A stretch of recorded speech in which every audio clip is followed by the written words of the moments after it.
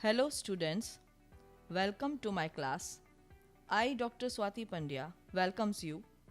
Dear students, today we shall discuss about plant breeding techniques, and here the plant breeding for disease resistant we have discussed yesterday. That means in last session we have discussed it, and we have seen that two advantages of plant breeding for disease resistance were seen. Firstly, the enhancement in food production by reducing losses due to disease, right? And secondly, reduced dependence on use of fungicides and bactericides, which are indirectly harmful.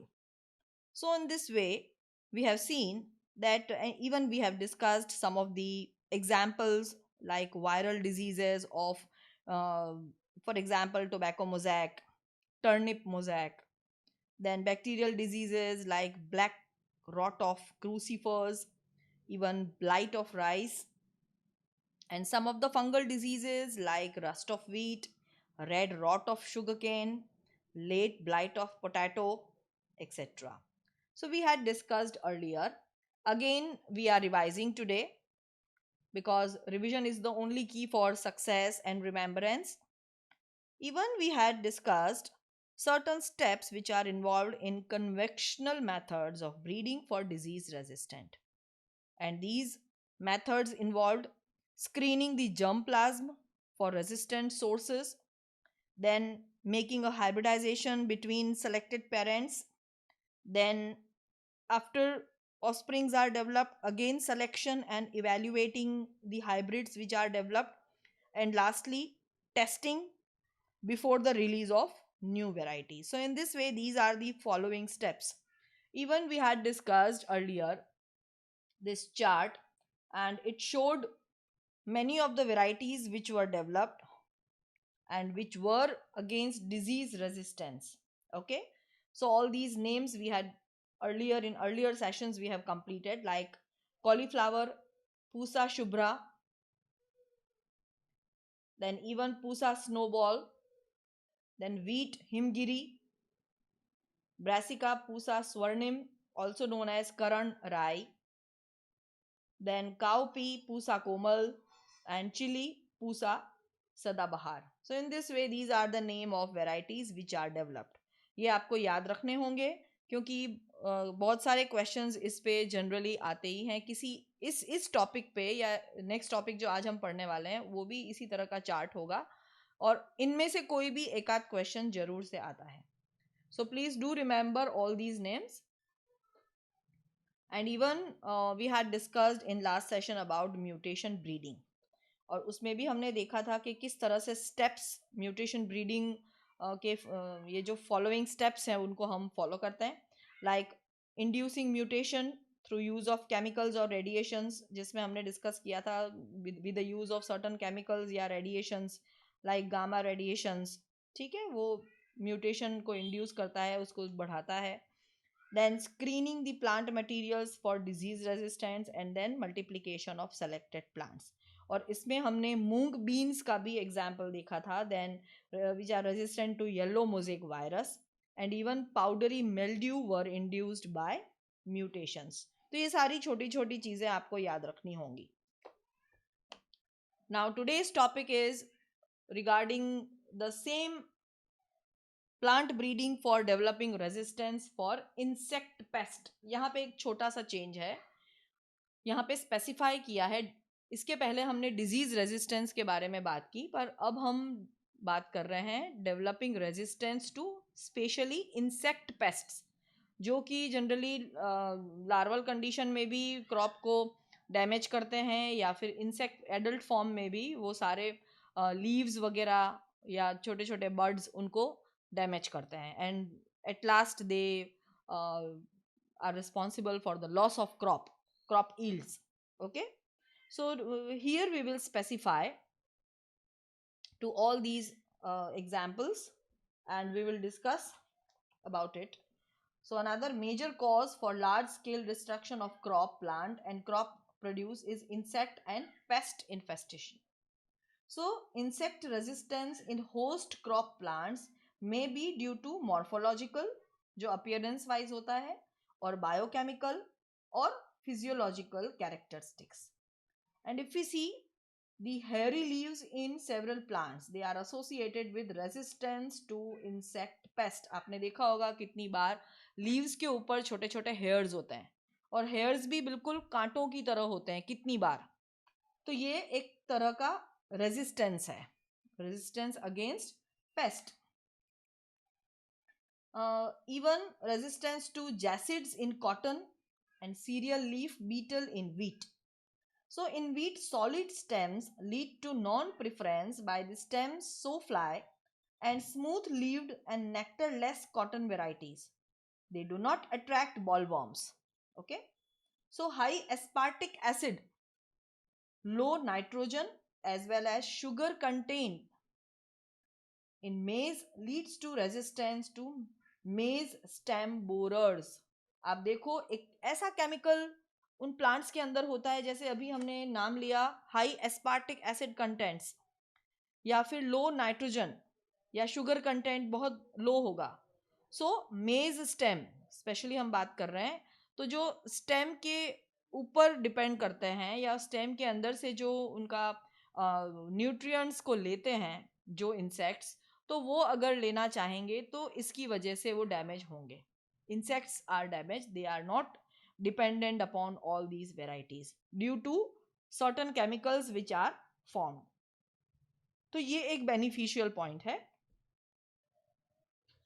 Even breeding methods for insect pest resistance involve the same steps as those for any other agronomic traits such as yield or quality, and are as discussed earlier also. So now the sources of resistance genes may be cultivated varieties or germplasm collection of the crop or wild varieties. So in this table we will discuss other few examples.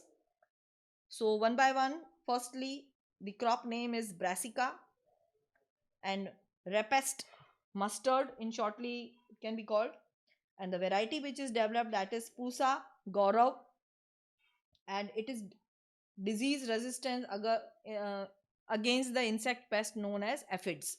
Okay. The next crop is flat beans. Here Pusa Sem 1, Pusa Sem 2 and Pusa Sem 3.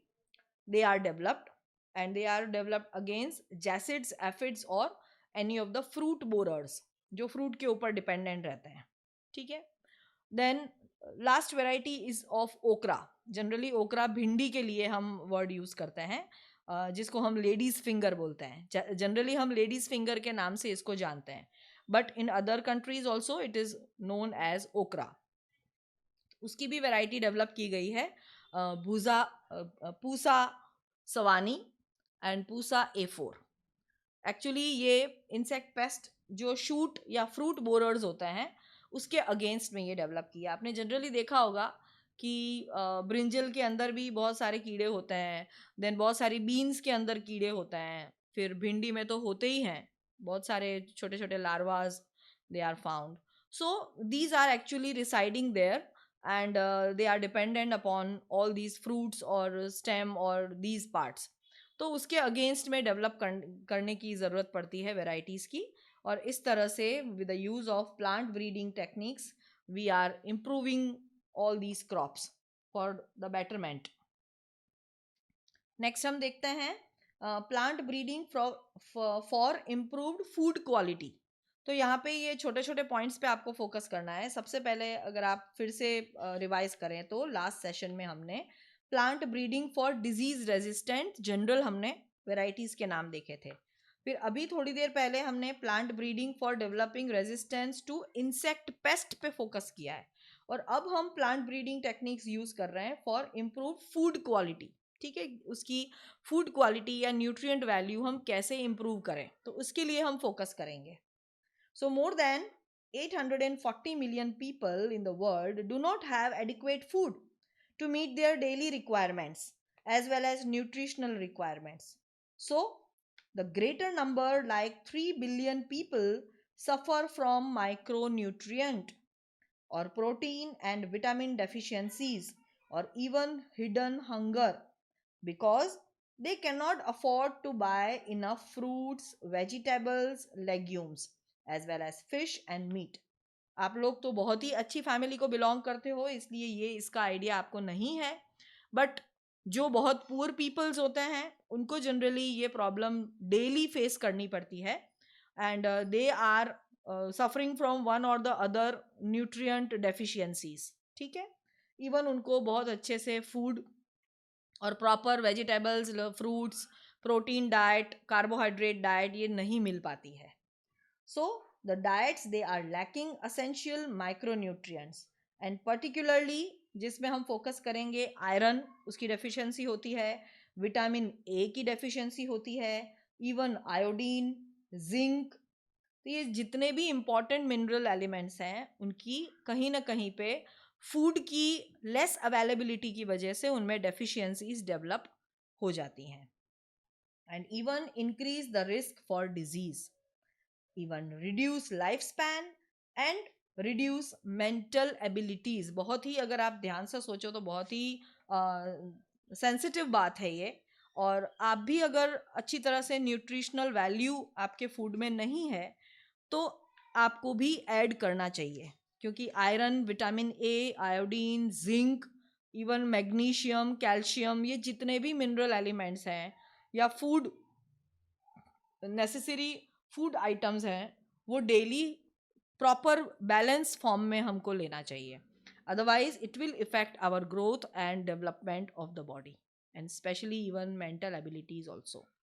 तो ये सारी problems हैं, और problems को overcome करने के लिए definitely हमको कुछ सोचना ही चाहिए, and here our scientist and various organisations they have developed a method जिसके बारे में अभी हम नेक्स्ट पॉइंट में पढ़ने वाले हैं। और यहाँ पे एक स्पेशल टर्म आपको दिख रहा होगा which is known as bio fortification.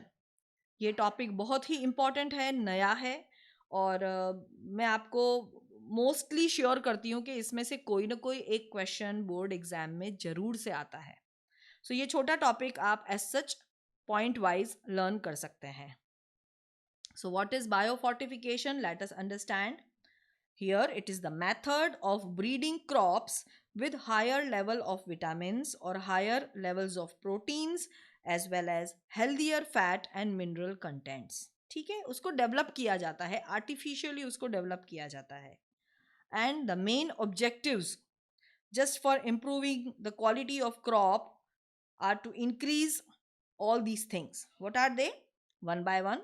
First point, the protein content and quality is improved.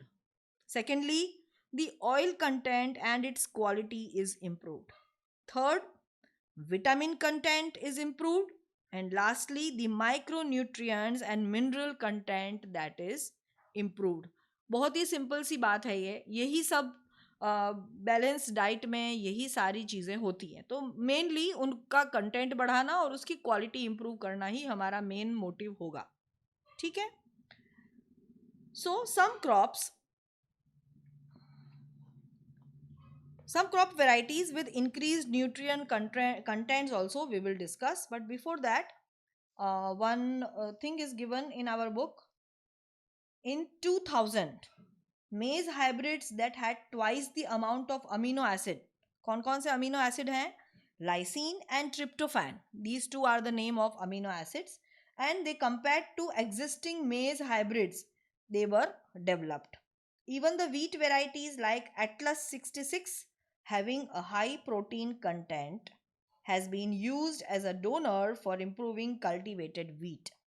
So it has been possible to develop an iron fortified rice varieties containing over 5 times as much as iron as in commonly consumed varieties. तो ये भी एक bio fortification के few examples हैं, ठीक है। यहाँ पे एक ऐसी राइस की वैरायटी डेवलप की गई है जिसके अंदर आयरन कंटेंट बहुत ज़्यादा है। जनरली आयरन और राइस का कोई लेना देना नहीं है, but still it is just developed. Even the Indian Agricultural Research Institute, which is located in New Delhi, has also released several vegetable crops that are rich in vitamins and minerals. For example, vitamin A enriched carrots, जनरली carrots में vitamin A होता है, but इसकी quantity और quality दोनों ही improvise किए हैं. Even vitamin A और भी कई चीज़ों में होता है, लाइक स्पिनच, इवन पम्पकिन्स. तो इनके अंदर आर्टिफिशियली इनकी वेराइटीज इस तरह से डेवलप की हैं कि इनमें विटामिन ए का कंटेंट बढ़ाया जाए और मिनरल्स का कंटेंट भी बढ़ाया जाए. Other example includes vitamin C enriched bitter gourd as well as bathua. ये सारे हिंदी और ऐसे नेम मिक्स हैं. देन मस्टर्ड, जिसको राई भी बोलते हैं. Then tomato, iron and calcium and rich spinach and bathua. तो इन सबको डेवलप किया गया है. Lastly protein enriched beans. तो यहाँ पे 3 वेराइटीज को डेवलप किया है. सबसे पहले हमने डिस्कस किया विटामिन ए एनरिच्ड कैरेट्स. ठीक है. Enriched, it this A stands for vitamin. यहाँ पे विटामिन वर्ड आप लिख लेना, मुझसे स्किप हो गया है यहाँ पे. तो ये this A stands for vitamin A. So vitamin A enriched carrot, spinach and pumpkin. Secondly vitamin C enriched bitter gourd, bathua. Mustard, tomato, iron and calcium enriched spinach and bathua. ये नेक्स्ट वेराइटी हुआ. Iron and calcium से enrich किया, ये mineral से related होगा. और last में point है प्रोटीन एनरिच्ड बीन्स, क्योंकि प्रोटीन जनरली लेग्यूमिनस फूड्स या प्रोडक्ट्स में होता है, and bean is also one of them. So protein enriched beans, broad, even lab, French beans and garden peas, they are also developed, or these varieties are also developed. So I think we should end our session here only. आज बहुत सारे नाम आपको एक साथ मैं बताती जाऊंगी तो आप थोड़ा कंफ्यूज हो जाओगे. तो ये छोटे छोटे टॉपिक्स ही हम डिस्कस कर रहे हैं. इनको आप इस पूरे सेशन को आप 2 से 3 बार कंटिन्यूअस देखोगे तो आपको थोड़े बहुत नाम याद होंगे. इसलिए मैं थोड़ा धीरे धीरे ले रही हूँ. बहुत ज़्यादा मैंने एक साथ आपको नॉलेज शेयर नहीं किया है. So mind it and revise all the things. कल के सेशन में, इसके पुराने सेशंस में भी जितने भी हमने एग्जाम्पल्स पढ़े थे वो अच्छे से आप रिवाइज कर लेना. And please make your notes daily, do your homework daily, and even submit your all the work in a particular time which is allotted to you. So till then, take care. Bye bye students. We are ending our session here.